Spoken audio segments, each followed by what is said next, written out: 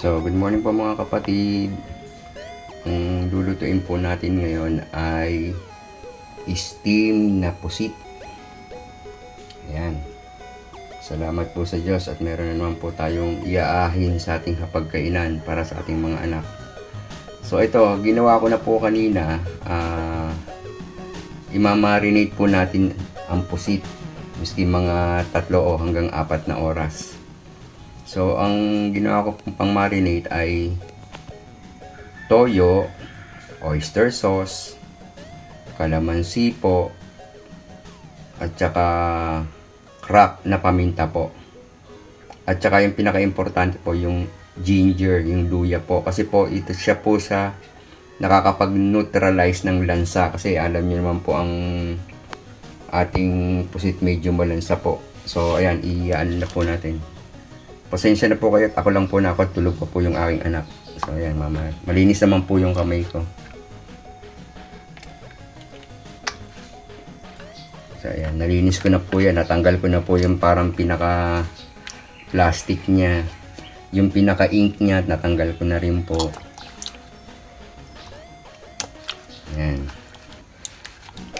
Babad po natin ng 4 na oras. 3 ayan, malasa po yan.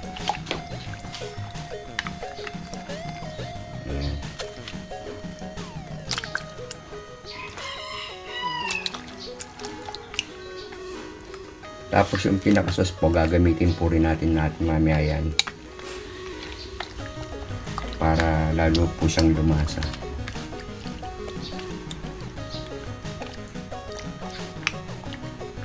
So ayan, mamaya po ulit. Hintayin po natin. Mamarinate ng gusto yung ating steam pusit. So mamaya po ulit mga kapatid.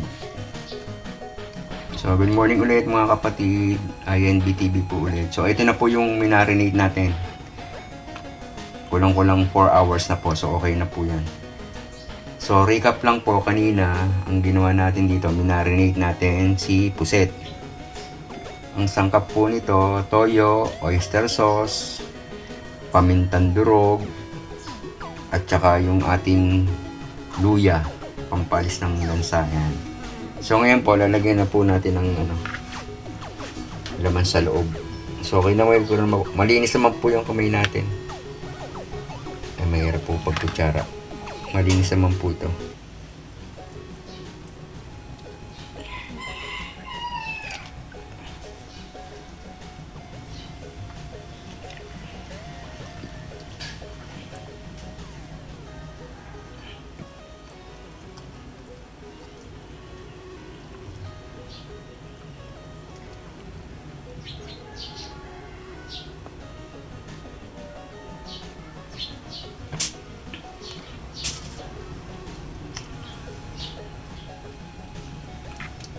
So lalagyan po natin ng yung pinagsabawan po niya. Lagyan po natin ng konting luya. Pampalis po ng lansa.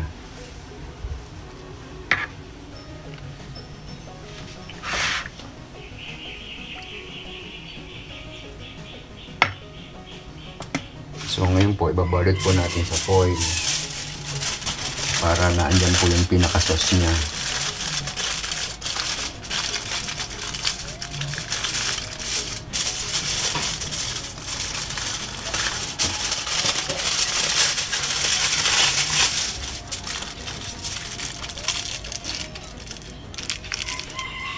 Lalagyan na po natin dito.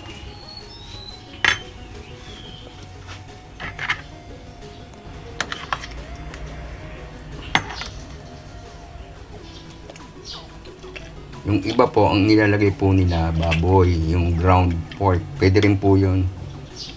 Ito po, masarap po itong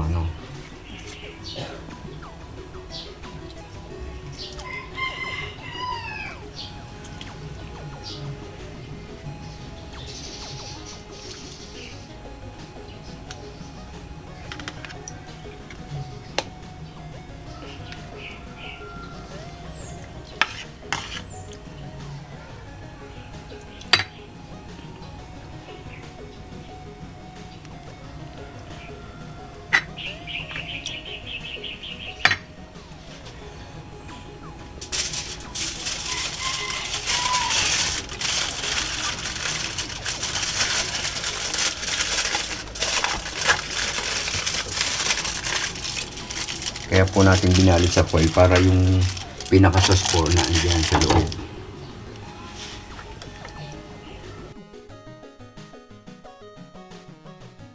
Kaya mga kapatid, yan na po.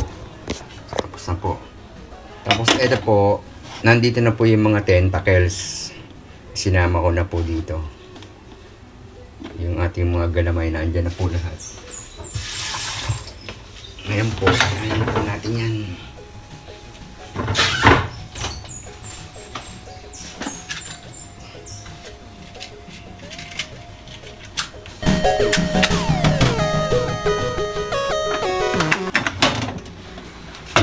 Mabilis na po yan.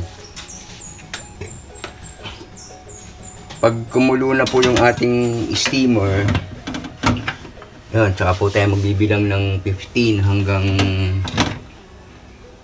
25 minutes o 30 minutes, okay na po yan. Kasi total babad na naman po ng 4 na oras yan. Mabilis na po malulutuin. So, hintayin na po natin mamaya. So, yun. Kapatid, luto na po yan.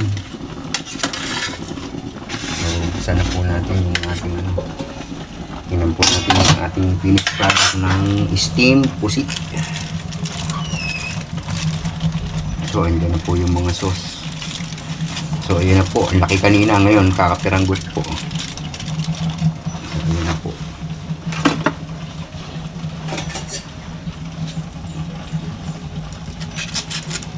Napakalambot po.